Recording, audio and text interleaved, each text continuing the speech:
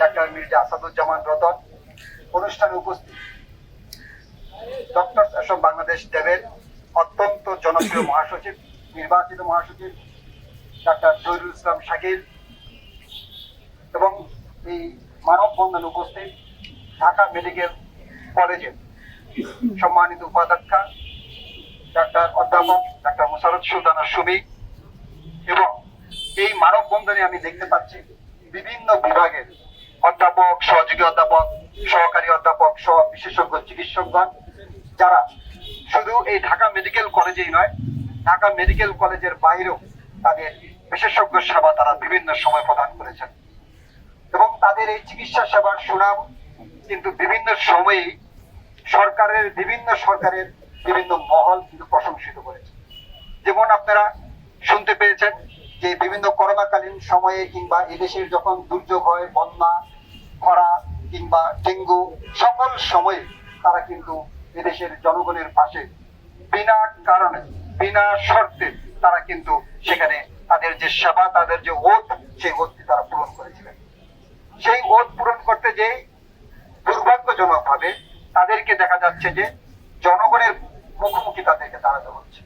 কারণ যখন তারা সেবা প্রদান করেন, আপনারা জানেন যে বিগত একটি দীর্ঘকালীন সময়ে এদেশের যে চিকিৎসা সেবার মান সেটি কিভাবে নেমেছিল এবং কিভাবে যন্ত্রপাতি থেকে শুরু করে বিভিন্ন জিনিস কিভাবে লুটপাটের পরিলুট চলেছিল, যার কারণে এখন তাদেরকে সীমিত সামগ্রীর মাধ্যমে যে তাদের বিভিন্ন চিকিৎসা কার্যক্রম তাদেরকে চালাতে হচ্ছে। তারপরেও আপনারা দেখতে পাবেন একটি গোষ্ঠী বা একটি মহল তারা বিভিন্ন সময়ে এখন বিভিন্ন জায়গাতে, শুধু সরকারি হাসপাতালগুলোতেই নয়, প্রাইভেট হাসপাতাল কিংবা প্রাইভেট চেম্বারও তারা কিন্তু এই জনগণের মুখোমুখি দাঁড়াতে হচ্ছে। এবং একটি জিনিস লক্ষ্য করলে আপনারা দেখতে পাবেন যে ডাক্তার আসাদুর রহমান তিনি নাক কান গলার একটি বিশেষজ্ঞ চিকিৎসক এবং অধ্যাপক এবং এই ঢাকা মেডিকেল কলেজের নাক কান গলা বিভাগের কিন্তু তিনি প্রধান। সেখানে তার প্রাইভেট চেম্বারে তিনি যখন প্র্যাকটিস করে বের হচ্ছিলেন, সেই সময় একটি গুপ্ত হামলা হয় এবং সেই ভিডিওটি যদি আপনারা খেয়াল করেন তাহলে দেখতে পাবেন কিভাবে তার সিএনজি কে আটকে তাকে মারধর করা হয়।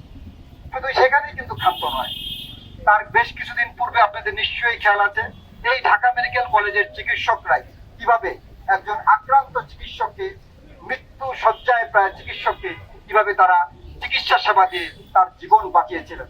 সেই ঢাকা মেডিকেল কলেজের চিকিৎসককে কিন্তু এই কয়েকদিন পূর্বে হয়রানি করা হলো। শুধু তাই নয়, এরপরে গত দুদিন পূর্বে আপনারা দেখতে পাবেন যে পূর্বাচলে ডাক্তার হাসিবুর রহমান তার হাত পা বাঁধা অবস্থায় তাকে উদ্ধার করা হয়েছে। তাহলে কি চলছে এই দেশে সেটি আপনারা কিন্তু আমার একটি শব্দের চয়নের মাধ্যমে সেটি বুঝতে পারছেন যে গুপ্ত হামলা চলছে। এই গুপ্ত হামলাগুলো কিন্তু এক সময়ে চলত এবং এই দেশে কিন্তু এটি খুব গুপ্ত হামলা কিংবা গুম করা সেই প্রয়াস কিন্তু এদেশে এক সময় বহুল প্রচলিত ছিল।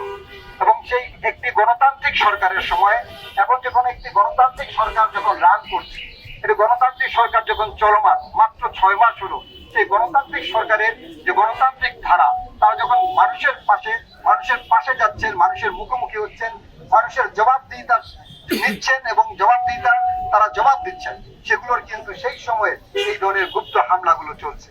এর উদ্দেশ্য কি সেটি আপনাদেরকে বুঝতে হবে।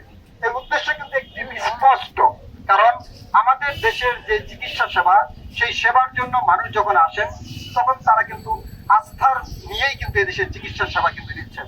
সেই চিকিৎসা সেবায় যে আস্থার সংকট তৈরি করার জন্য, কৃত্রিম একটি সংকট তৈরি করার জন্যই কিন্তু এই ব্যবস্থাগুলো করা হচ্ছে। কারণ পার্শ্ববর্তী দেশগুলো মুখিয়ে তাকিয়ে আছে, তারা চাচ্ছে যে এদেশের যে চিকিৎসকদের কাছ থেকে যেন তারা বিমুখ হয়ে যেন তাদের পার্শ্ববর্তী দেশে এই চিকিৎসা সেবাটা যারা আগে নিতেন সেই সেবাটি যেন তারা নেন। সেই কারণেই কিন্তু হয়তোবা এই ধরনের ঘটনাগুলো ঘটছে। কারণ আপনারা দেখতে পাবেন যে বিভিন্ন আর্টিকেলে যে তৎকালীন যে বিএসএ মেমু ছিলেন, সেই বিএসএ মধ্যে যে আর্টিকেল প্রকাশিত হয়েছে কিংবা অন্যান্য আর্টিকেল যখন প্রকাশিত হয়েছে, সেই আর্টিকেলে দেখা যায় আমাদের দেশে যে চিকিৎসকরা প্রায় 78% চিকিৎসক তারা শঙ্কিত। তারা দেখা যাচ্ছে তারা বলছেন তাদের বিভিন্ন জরিপে যে তারা যখন চিকিৎসা সেবা প্রদান করেন সেই সময় তারা কিন্তু হেনস্থার শিকার হন। এবং শুধু তাই নয়, যারা জরুরি বিভাগে কাজ করেন তাদের মধ্যে 4 গুণ এই হামলার শিকার হন কিন্তু 4 গুণ এই যারা জরুরি বিভাগে চিকিৎসা করেন। অথচ জরুরি বিভাগের চিকিৎসাটি কত গুরুত্বপূর্ণ সেটি আপনারা জানেন, এবং সেখানে স্বল্প সংখ্যক চিকিৎসক তার একটু গুরুত্বপূর্ণ দায়িত্ব পালন করেন। তারপরেও কিন্তু সেখানে এই হামলার হারটি অনেক বেশি, এবং মেয়েদের যে হামলার শিকার হন সেটি কিন্তু প্রায় অপ্রকাশিত হয়ে থাকে। এবং আমাদের নারী চিকিৎসকরা প্রায়শই, নারী চিকিৎসক শুধু নয়, নার্স কিংবা আমাদের এই চিকিৎসা পেশার সাথে যারা সংশ্লিষ্ট তারা কিন্তু সকলেই সেখানে প্রায়শই দেখা যায় যে বিভিন্ন ঘটনায় তারা আহত হচ্ছেন। তাই তাদের এই ঘটনাগুলোর কিন্তু আরেকটি গুরুত্বপূর্ণ দিক আছে, যেহেতু এখানে সাংবাদিক ভাইয়েরা আছেন এবং বোনেরা আছেন, আমাদের চিকিৎসকরা আছে, এবং আমি দেখতে পাচ্ছি যে আমাদের এখানে কিছু জনগণও আছেন। তো তাদের উদ্দেশ্যে আমি সকলের উদ্দেশ্যে বলতে চাই যে দেখা যাচ্ছে যে ওই জরিপে কিন্তু উল্লেখ করা হয়েছে এই যে সকল ঘটনাগুলো ঘটে তার প্রায় 27.8% শুধুমাত্র রিপোর্টিংই হয় না। তার মানে আপনি বুঝতে পারছেন যে কি পরিমাণ হেনস্থা ঘটে, সেটার রিপোর্টিং কিন্তু এই দেশে হচ্ছে না। তাহলে এই ঘটনাগুলোর কি হবে, কিভাবে তদন্ত হবে? আমার কথা হয়েছে আমরা কিন্তু কারো পক্ষ নিয়ে এখানে কিন্তু বক্তব্য দিতে আসেন। যেমন চিকিৎসকরাও কিন্তু আমাদের যেমন চিকিৎসা সেবা প্রদান করেন এবং যাদেরকে দেন